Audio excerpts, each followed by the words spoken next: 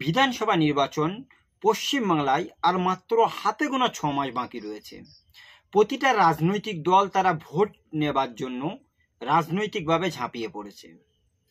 সেরকম একটা সিচুয়েশনে পশ্চিমবাংলায় আমরা জানি একটা ত্রিমুখী জোট হিসাবে একটা ভালো লড়াই দেখা যাবে। একদিকে তৃণমূল কংগ্রেস, বিজেপি এবং আইএসএফ, সিপিআইএম, কংগ্রেস জোট। কিন্তু বিগত কয়েকদিন ধরে আমরা দেখেছিলাম আইএসএফের চেয়ারম্যান নওশাদ সিদ্দিকী, বামফ্রন্ট চেয়ারম্যান বিমান বসু এবং কংগ্রেসের প্রদেশ কংগ্রেস সভাপতি শুভঙ্কর সরকারকে চিঠি দিয়েছিল একটা ভালো রকম সংযুক্ত মোর্চার মতো বড় করে জোট করার জন্য। সেই সঙ্গে নওশাদ সিদ্দিকী দাবি করেছিল যে সমস্ত ছোট ছোট রাজনৈতিক দল আছে, অরাজনৈতিক স্বেচ্ছাসেবী সংগঠন আছে, সমস্ত মানুষদের একত্রিত করে নিয়ে একটা মহাজোট করার ডাক দিয়েছিল।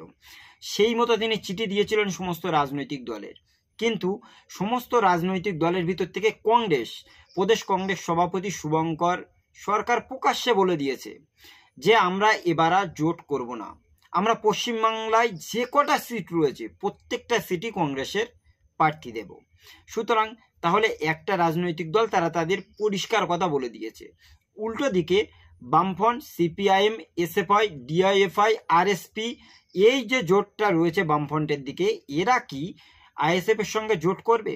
তা যদি করে তাহলে এখনো পর্যন্ত কথা সমঝোতা বা চেয়ার দখল বা কোন জায়গাগুলো তাদেরকে দেয়া হবে সেই বিষয়গুলো নিয়ে এখনো আলোচনা পর্যালোচনা করা হয়নি। অথচ বামফ্রন্টের বিভিন্ন নেতৃত্বরা অলরেডি গ্রাম থেকে শহর বিভিন্ন জায়গায় তারা শুরু করেছে সভা সমাবেশ। অ্যাজ ইট ইজ সেম আমরা আইএসএফকে দেখেছি নওশাদ সিদ্দিকী, আব্বাস সিদ্দিকী বা তাদের দলের বিভিন্ন জনরা সভা সমাবেশ করে ভোট হাসিল করার চেষ্টা চালাচ্ছে। এরকম সিচুয়েশনে আমাদের কাছে বড় কয়েকটি তথ্য এসেছে।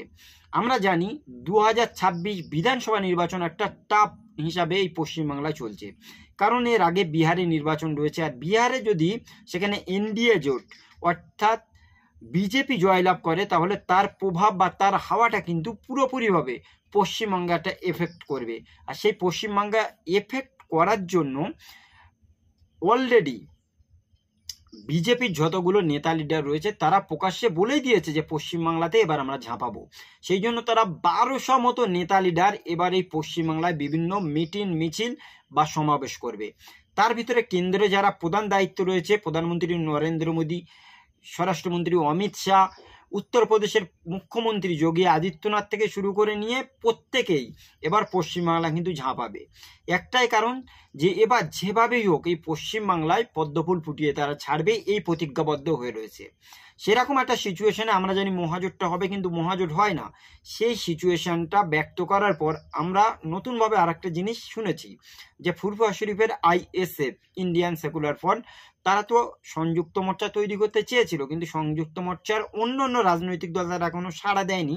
সুতরাং সেরকম জায়গায় যে সমস্ত সংখ্যালঘু ভোট এই পশ্চিমবাংলায় একটা এফেক্ট, সংখ্যালঘু ভোট যেদিকে যায় তারা সেদিক থেকে সরকার করে। বিগত দিনে সংখ্যালঘু ভোটটা পুরোপুরি তৃণমূল কংগ্রেসের দিকে ছিল, কিন্তু নতুন দল আইএসএফ আসার পর মুসলিমদের বিভিন্ন বঞ্চনা, সেই সাথে ফুরফুরা শরীফের একটা জনমত, সেই সাথে মাথায় টুপি, মুখে দাড়ি নিয়ে আব্বাস সিদ্দিকী, নওশাদ সিদ্দিকী মুসলিমদের বিগত দিনের প্রবলেম বা অতীতে যে প্রবলেমগুলো আসে সেই বিষয়গুলো সজাগ করার জন্য আইএসএফ এর দিকে কিছু সংখ্যক সংখ্যালঘু ভোট শিফট হয়। তৃণমূল কংগ্রেস চিন্তায় পড়ে গেছে। সেই জন্য পীরজাদা তোহা সিদ্দিক সাহেব বিগত দিন আইএসএফ এর বিরোধী থাকার পরেও বর্তমান সময়ে আইএসএফকে অনেকটা সাপোর্ট করছে। কারণ হিসেবে যতদূর জানা যাচ্ছে যে তোহা সিদ্দিকী চাইছে তৃণমূল কংগ্রেস এবং আইএসএফ এর ভেতরে একটা জোট হোক। মাত্র 16টা আসন তোহা সিদ্দিকী চাইছে যে এই 16টা সংখ্যালঘু অধ্যুষিত সিট যদি আইএসএফকে দেওয়া যায় তাহলে আইএসএফ তাদের দিক থেকে সেই সমস্ত সিটগুলো তারা জয়লাভ করবে। উল্টো সাইডে যে জায়গাগুলোই আইএসএফ প্রার্থী দেবে না সেই জায়গাগুলো তৃণমূল কংগ্রেস কিন্তু ভালো রকমভাবে মার্জিনে জিততে পারবে। বিশেষ করে মালদা, মুর্শিদাবাদ এবং 24 পরগনার বিভিন্ন জায়গা যেগুলো সংখ্যালঘু অধ্যুষিত সেই সিটগুলো তোহা সিদ্দিকী সমঝোতা করছে তৃণমূল কংগ্রেসের সঙ্গে। যেই সিটগুলো যদি আইএসএফকে দেওয়া যায় তাহলে আব্বাস এবং নওশাদের সঙ্গে আলোচনা পর্যালোচনা করে তাহলে তৃণমূল কংগ্রেস এবং আইএসএফ এর ভেতরে একটা জোট করা যেতে পারে।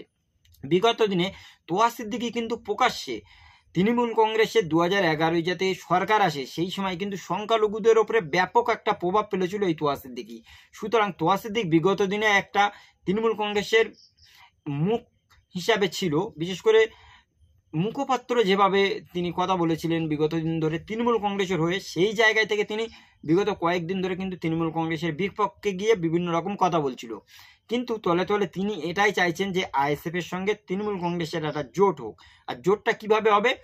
অনলি ফর 16টা সিট যদি আইএসএফকে ছেড়ে দেয়, তাহলে আইএসএফ এই 16টা জায়গায় প্রার্থী দেবে এবং তৃণমূল কংগ্রেস পুরো সমস্ত জায়গায় যে প্রার্থী দেবে সেই জায়গাগুলো আব্বাস নওশাদ বা আইএসএফ এর সঙ্গে সঙ্গে ফুরফুরা শরীফের ইব্রাহিম সিদ্দিকী, তোহা সিদ্দিকী বা অন্য পীরজাদারা সেই জায়গাগুলো প্রচারে যাবে। মুসলিম যে সমস্ত সংখ্যালঘু ভোট রয়েছে তাদেরকে বিজেপিকে রোকার জন্য এই সমস্ত জায়গায় তারা ভোট প্রচারে যাবে, তৃণমূল কংগ্রেসে ভোট দেওয়ার আহ্বান করবে।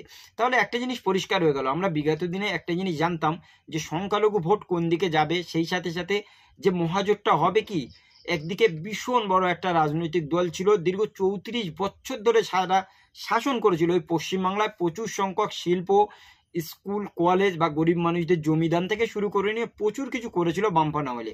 সেই বামফ্রন্ট সরকারের সাদা চুলের যে সমস্ত নেতা লিডার ছিল তাদের শেষ সময়ে 2011-য় তাদের সরকার পতন হয়ে গেছে, কিন্তু 2011-তে আমরা দেখেছিলাম তৃণমূল কংগ্রেস এবং কংগ্রেস জোট করে সিপিআইএমকে হারিয়েছিল। কিন্তু বিগত দিন সেই তৃণমূল কংগ্রেসকে হারানোর জন্য আবার কংগ্রেস সিপিএম এর সঙ্গে আইএসএফ এর সঙ্গে জোট করেছিল 2021 বিধানসভা নির্বাচনে।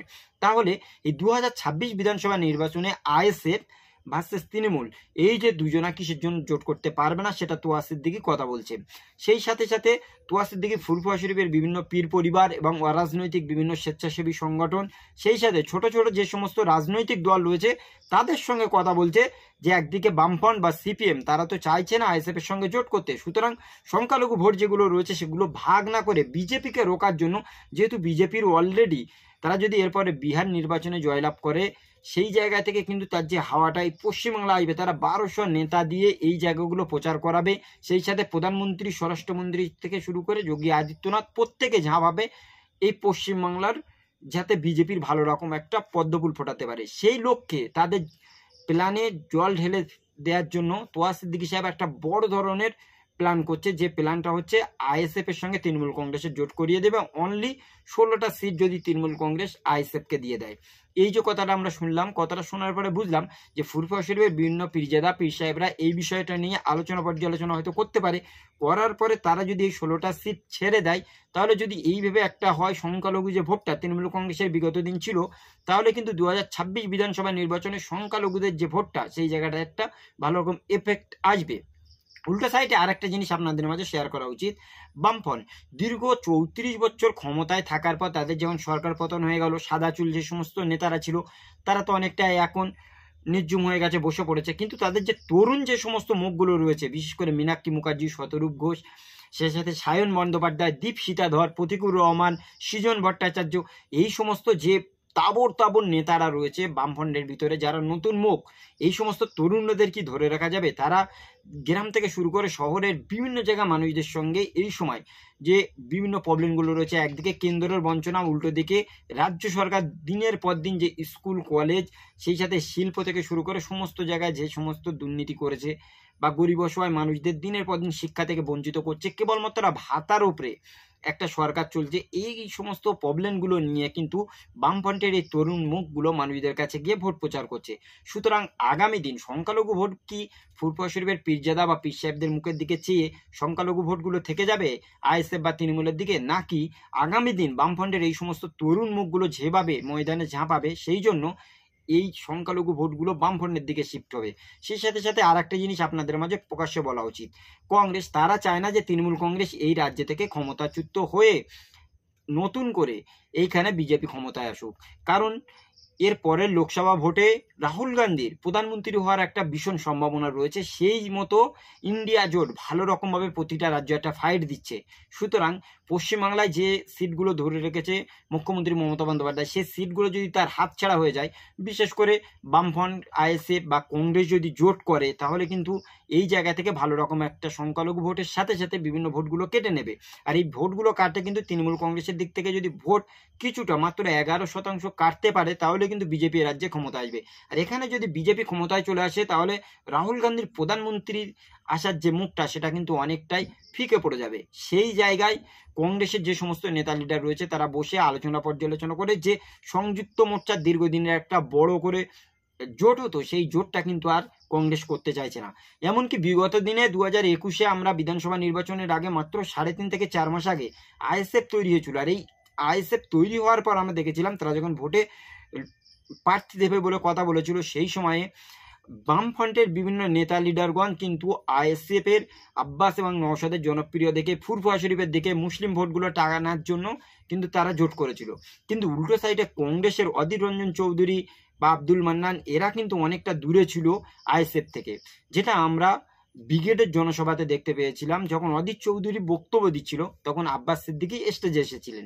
আসার পরে বিমান বসু বলেছিলেন যে, অধীর চৌধুরীকে বলেছিল যে আপনি একটু বক্তব্যটা বন্ধ করুন, আব্বাস সিদ্দিকী বলার পর আপনি বলবেন। এই যে জায়গাটায় একটা রাজনৈতিক দলকে ছোট করা, হেয় প্রতিপন্ন করা, অথচ 3 মাস 3.5 মাসের গর্জে ওটা একটা আইএসএফ এর মতো ক্ষুদ্র দল যে বড় একটা জায়গা দেয়া, এই জায়গাটা ব্রিগেডের মতো জায়গায় দেওয়ার জন্য অধীর রঞ্জন চৌধুরী বা শুভঙ্কর সরকারের মতো কংগ্রেসের নেতারা মেনে নিতে পারছে না যে আব্বাসের মতো একটা মৌলবাদী দল মাথায় টুপি মুখে দাড়ি নিয়ে বিভিন্ন সভায় সভা এবং সমাবেশ, নবী, আল্লাহ, কোরআন, মুসলিমদের বঞ্চনা, বারংবার এই জিনিসগুলো তিনি রিপিট এগেন বিভিন্ন সভা সমাবেশে গিয়ে বক্তব্য দিচ্ছেন। আর তার সভা সমাবেশে যতগুলো মানুষ আসছে অধিকাংশ মুসলিমদের ভিতর থেকে। সুতরাং অনলি ফর সংখ্যালঘু ভোটের উপরে ডিপেন্ড করে কংগ্রেস এই জায়গাটা থাকতে চাইছিল। দ্বিতীয় ক্যাটাগরি, কংগ্রেসটা চায় না যে এই পশ্চিমবাংলায় থেকে সংখ্যালঘু ভোট কিছুটা কেটে গিয়ে কংগ্রেসের দিকে, সিপিএম এর দিকে বা আইএসএফ এর দিকে চলে যাক এবং তৃণমূল কংগ্রেস এখানে পুরোপুরিভাবে হেরে যাক। যদি তৃণমূল কংগ্রেস এইখানে হেরে যায় কিন্তু তাহলে রাহুল গান্ধী যে প্রধানমন্ত্রী হওয়ার সেই জায়গাটা অনেকটা পিছিয়ে আসবে। যে কথাটা বলছিলাম, আজকের যদি বামফ্রন্ট, কংগ্রেস আর আইএসএফ জোট হতো তাহলে কিন্তু একটা ভালো রকম ফাইট বা ত্রিমুখী লড়াই এই পশ্চিমবাংলায় দেখা যেত।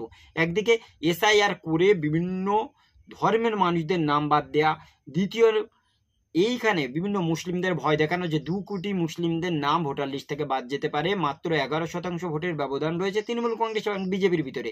কিন্তু যদি 2 কোটি মানুষের একটা নাম বাদ দিয়ে দেয় সে জায়গা প্রচুর একটা মার্জিন নিয়ে কিন্তু বিজেপি ক্ষমতায় আসতে পারবে।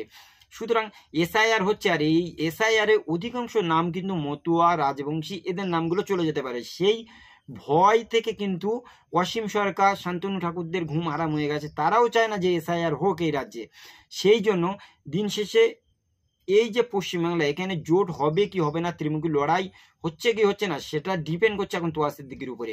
তোয়া সিদ্দিকি যদি তিনি চায় যে সত্যি সত্যি তৃণমূল কংগ্রেস এবং আইএসএফ এর ভিতরে যে ফাটল দ্বন্দ্ব রয়েছে সেগুলোকে মিটিয়ে 16টা সিট দিয়ে আইএসএফ এবং তৃণমূল কংগ্রেসের ভিতরে একটা জোট করিয়ে বড় রকমভাবে সংখ্যালঘু ভোটটা ভাগ না করে পুরোপুরিভাবে বিজেপি পদদুস্ত করতে, বিজেপিকে উৎখাত করতে, যেভাবে উত্তরবঙ্গের মানুষদের কাছে দীর্ঘদিন ধরে বিজেপি তাদের নেতা এবং লিডারগণগুলো জিতে এসেছে, জেতার পর তাদের সাথে দেখা না করার জন্য এখন মার খাচ্ছে, সেই রকম জায়গায় থেকে এখন কিন্তু উত্তরবঙ্গে পুরোপুরিভাবে বিজেপি ধস নেমে গেছে। বিভিন্ন নেতা লিডারগণ এখন তৃণমূল কংগ্রেসের সঙ্গে যোগাযোগ করছে তাদের সঙ্গে দলবদল করে বলে। এরকম সিচুয়েশনে পুরোপুরিভাবে বিজেপিকে হারাতে এবং পুরোপুরি পদ্মফুলকে ধুয়ে মুছে সাফ করতে শুভেন্দু অধিকারীর বড় বড় বাতেলা, বড় বড় রকমের কথাগুলোকে বন্ধ করার লক্ষ্য এবং উদ্দেশ্যে ফুরফুরা শরীফের আইএসএফ বা তোয়া সিদ্দিকি, আব্বাস সিদ্দিকি তারা কি তৃণমূল কংগ্রেসের সঙ্গে জোট করছে। আর সেই জোটটা যদি করে সত্যি সত্যি সংখ্যালঘু ভোটগুলো কি মেনে নেবে? দীর্ঘদিন ধরে আব্বাস সিদ্দিকি, নওশাদ সিদ্দিকি তৃণমূল কংগ্রেস সাথে বিজেপির প্রচুর বিরোধিতা করেছে। এমনকি প্রচুর সংখ্যক জায়গা তাদের যে ভক্ত তাদের সভা সমাবেশে এসেছে, সেখানে মারও খেয়েছে, কারো ঘর বাড়ি ভাঙা হয়েছে, কারোর উপরে আক্রমণ করা হয়েছে, প্রচুর সংখ্যক নেতা লিডার জেলও খেটেছে। এখন দিন শেষে যদি তাদের সেই রাজনৈতিক দলের সঙ্গে জোট করে নেয় তাহলে তাদের সামনে কিভাবে আর মুখটা থাকবে? আর রাজনীতিতে কোনো কিছু অসম্ভব বলে নেই। এক সময়ে দীর্ঘদিনের যে শত্রু সে এক সময় বন্ধুত্বে পরিণত হয়ে যায়। আপনি দেখুন 2011 সময়ে তৃণমূল কংগ্রেস এবং কংগ্রেস জোট করেছিল, কিন্তু আজকের 2021-এ এসে আবার সেই কংগ্রেস সিপিআইএম এর সঙ্গে জোট করছে তৃণমূলকে হারানোর জন্য। তাহলে রাজনীতিতে কে কখন কার সঙ্গ দেবে, কে কার বিরোধিতা করবে, এটা একদমই ডিপেন্ড করে না। সুতরাং আইএসএফ ছোট্ট একটি দল, কিন্তু সে চায় যে সংখ্যালঘু ভোটটা তাদের ভিতরে একটা ভালো রকম প্রভাব ফেলবে। আর সংখ্যালঘু ভোট যদি তৃণমূল কংগ্রেসের কাছ থেকে কেটে কিছুটা সাইডে চলে যায়, তাহলে কিন্তু আগামী দিন এই পশ্চিমবাংলায় ভালো রকমভাবে বিজেপি মার্জিন নিয়ে একটা ভোটে জয়লাভ করার চেষ্টা করবে। সুতরাং এই চিন্তা চেতনা, এই টেন্ডেন্সি নিয়ে আগামী দিন তোয়া সিদ্দিকী সাহেব তিনি কিন্তু একটা বড় ধরনের জোট করার চিন্তা বা চেতনা নিয়ে আস্তে আস্তে এগিয়ে যাচ্ছে। সেই সাথে সাথে তোয়া সিদ্দিকীর দাবি হচ্ছে যে সমস্ত সংখ্যালঘু অধ্যুষিত এলাকায় এই জায়গাগুলোতে তাদের বাড়ি বা তাদের পরিজনের কয়েকজনের সিট দেওয়া হোক, তারা ভোটে দাঁড়াক, তাদেরকে জয়লাভ করাক, এবং আগামী দিন মুসলিমদের ফেস ভ্যালু হিসেবে মুসলিমদের যে দাবি দাবা, যে প্রবলেমগুলো রয়েছে, প্রকাশ্যে রাজনীতিতে এসে তারা সেই জিনিসগুলো মানুষদেরকে বাস্তবায়ন করে দেখিয়ে দিক। যেমন করে আমরা দেখেছি বিগত দিনে কাশেম সিদ্দিকী সাহেব তৃণমূল কংগ্রেসের বিভিন্ন দিন বিরোধিতা করেছে, কিন্তু বর্তমান সময়ে তিনি তৃণমূল কংগ্রেসের দলে নাম লিখিয়েছে একটাই কারণ, যে আমি যদি রাজনৈতিক ক্ষমতায় যাই তাহলে অবশ্যই মানুষদের জন্য কিছু কাজ করতে পারবো। সেই লক্ষ্যে উদ্দেশ্যে কাশেম সিদ্দিকী সাহেব প্রকাশ্যে রাজনীতি করছে। কিন্তু ফুরফুরা শরীফের বিভিন্ন পীরজাদা সে হতে পারে তোয়া সিদ্দিকী, ইব্রাহিম সিদ্দিকী, ইসাহাক সিদ্দিকী, সাফিরি সিদ্দিকী, মেহরাব সিদ্দিকীরা, তারা কিন্তু রাজনৈতিকভাবে ভোটের ময়দানে না নেমে প্রকাশ্যে ওই যে নেতা চেলা চামুন্ড এদের মতো করে একদম ওই খড় খাবে না খড়ের গাদায় গা ঘষা মতো এইরকম মতো করে কিন্তু আকার ইঙ্গিতে বিভিন্ন রাজনৈতিক দলের বিরোধিতা করছিল। সেই জায়গায় থেকে সংখ্যালঘু ভোটগুলো একত্রিত করার জন্য তারা একটা ভালো রকম পথ পাবে। তাদের যে দীর্ঘদিনের বঞ্চিত, বিশেষ করে সংখ্যালঘুদের শিক্ষায় থেকে মাত্র 2% জায়গায় চলে এসেছে, চাকরি থেকে মাত্র 1.2% জায়গায় একটা শিক্ষার হার, আর 2% তারা চাকরিতে। অথচ এই পশ্চিমবাংলায় কম করে 38% মুসলিম জনগোষ্ঠী বসবাস করে। সেই 38% চাকরির জায়গা 2% চাকরি, যে 38%-এর ভিতরে শিক্ষার হার মাত্র 1.2%, সেই জায়গায় কর্মক্ষেত্র নেই। সেই জায়গা থেকে মালদা মুর্শিদাবাদের মতো জায়গা, যে জায়গায় সংখ্যালঘু অধ্যুষিত অলমোস্ট 70 থেকে 80% মুসলিম জনগোষ্ঠী বসবাস করে, তারা সেখান থেকে ভিন রাজ্যে পরিযায়ী শ্রমিক হয়ে যাচ্ছে। কিন্তু দীর্ঘদিনের বিভিন্ন সরকার আসছে যারা মুসলিম না হওয়ার পরেও বা মুসলিম হওয়ার পরে এমএলএ এমপিগুলো সেই সমস্ত মানুষদের জন্য কলকারখানা তৈরি করতে পারছিল না, তৈরি করতে আজও পারেনি। বামফ্রন্ট আমল থেকে শুরু করে বিভিন্ন কলকারখানা, সে হতে পারে কলকাতা লেদার কমপ্লেক্স, হতে পারে সেটা ইকো পার্ক, হতে পারে সেটা সল্টলেক সিটি সেন্টার, হতে পারে সেটা সল্টলেক বা বিভিন্ন জায়গায় যে সমস্ত কলকারখানা তৈরি করেছিল, তারপর তৃণমূল কংগ্রেস 2011-য় ক্ষমতায় আসার পর থেকে আজও পর্যন্ত একটা নতুন কোনো শিল্পর ফিতে কাটতে পারিনি। সেই জায়গায় থেকে সংখ্যালঘু মুসলমানরা এই রাজ্য থেকে শুরু করে ভিন রাজ্যে কর্মক্ষেত্রে চলে যাচ্ছে। এই সমস্ত জিনিস বা এই দাবি দাবা, শিক্ষা, স্বাস্থ্য, বাসস্থান, কর্মসংস্থানের জন্য বিগত দিন যেভাবে মুসলিমরা লড়াই করেছে, সেই লড়াইটা নতুনভাবে বিজেপির বিরুদ্ধে দিয়ে তৃণমূলকে আবার ক্ষমতায় এনে তৃণমূলের কাছ থেকে এই কাজগুলোকে হাসিল করা যাবে, সেই চিন্তা চেতনা নিয়ে ফুরফুরা শরীফের তোয়া সিদ্দিকী সাহেব আইএসএফকে সঙ্গে নিয়ে তৃণমূলের সঙ্গে জোট করার একটা ভীষণ বড় পরিকল্পনা চালাচ্ছে। আর সেই জন্য তিনি চাইছেন মাত্র 16টা সিট যদি আইএসএফকে দেওয়া হয়, তাহলে প্রকাশ্যে আইএসএফ, যেহেতু কংগ্রেস জোট করছে না বা বামফ্রন্ট আজও পর্যন্ত কোনো রকম কথা বলছে না, সুতরাং আইএসএফ নতুনভাবে কি তৃণমূল কংগ্রেসের দিকে লোপাবে যে হ্যাঁ 16টা সিট দিলে তাদের ভালো রকম একটা মার্জিন আসবে। আগামী দিন বামফ্রন্ট বা কংগ্রেস তারা কিন্তু অনেকটা ছোট জায়গায় চলে যাবে। সেই জায়গায় থেকে আইএসএফ তৃণমূলের হাত ধরে আস্তে আস্তে কি দ্বিতীয় বা তৃতীয় ক্যাটাগরিতে রাজনৈতিক ময়দানে পশ্চিমবাংলায় চলে আসবে। এই জনমত সমীক্ষাগুলো নিয়ে আমাদের মনে বিভিন্ন রকম কথা উঠেছে। বিভিন্ন জায়গায় আমরা দেখেছি ফুরফুরা শরীফের তোয়া সিদ্দিকী সাহেব একসময় যাদেরকে মন জুগিয়ে কথা বলতো আকার ইঙ্গিতে, বা যাদের সাপোর্ট করতো 2011 বা তার আগে, এমনকি 2024-এর শেষ পর্যন্ত যে সমস্ত রাজনৈতিক দলগুলোকে তিনি মুখপাত্র হিসেবে কাউন্টার দিয়ে আসতেন, ভালোবাসতেন, কথা বলতেন, সেই রাজনৈতিক দলের আজ বিপক্ষে চলে যাচ্ছে তোয়া সিদ্দিকী সাহেব। সেই জায়গা থেকে তোয়া সিদ্দিকী সাহেব চাইছে যে না, নতুনভাবে আইএসএফ বা তার ভাইপো ভাইদেরকে একত্রিত করে তৃণমূল কংগ্রেসের দিকে এনে 16টা সিট নিয়ে নতুন করে যদি সংখ্যালঘু ভোটগুলো ভাগ না করা যায়, তাহলে কিন্তু বিজেপি পুরোপুরিভাবে এখানে পর্যদস্ত হবে। আর সেই চিন্তায় টেন্ডেন্সি নিয়ে তিনি একটা মহাজোট করার চিন্তায় রয়েছে, যে আইএসএফ এবং তৃণমূলের সংখ্যালঘু ভোট না ভাগ হয়, সেই জন্য তিনি জোট করছেন। সুতরাং আমরা চাই যে জোট হবে কি না হবে এটা পরের কথা, সেই জায়গায় আগামী দিন কিভাবে বিজেপিকে রোকা যাবে সেই চিন্তা এবং চেতনা নিয়ে এই পশ্চিমবাংলার মানুষগুলো আগিয়ে যাক। এই বিষয় নিয়ে আপনাদের কি মতামত আছে, যে সত্যি সত্যি তোয়া সিদ্দিকী যে চিন্তা চেতনা বা টেন্ডেন্সি নিয়ে এগোচ্ছে আইএসএফ এবং তৃণমূলের ভিতরে জোট করার জন্য, এটা কি ভালো, নাকি আইএসএফ, বামফ্রন্ট এবং কংগ্রেসের ভিতরে জোট হওয়াটা অত্যন্ত প্রয়োজন? তাহলে কংগ্রেস তো জোট করতেই চাইছে না, আইএসএফ এর বিভিন্ন শরিক দল তারাও তো হাত মেলায় না বা কখনো চুপচাপ মেরে রয়েছে। তাহলে কিভাবে ভোট যেহেতু খুব কাছাকাছি এসে যাচ্ছে, আগে থেকে জোট না করে একত্রিতভাবে ভোটে না লড়াই করতে পারলে, আগে থেকে যদি না গিয়ে কথা বলে, তাহলে কি আর উন্নতি হবে? এই বিষয়গুলো নিয়ে আপনাদের মূল্যবান মতামত অবশ্যই কমেন্টে জানাবেন। আর আজকের এই ভিডিওটি এই পর্যন্তই, দেখা হবে অন্য কোনো দিন অন্য কোনো টপিকে। সকলে ভালো থাকুন, সুস্থ থাকুন, থ্যাংক ইউ।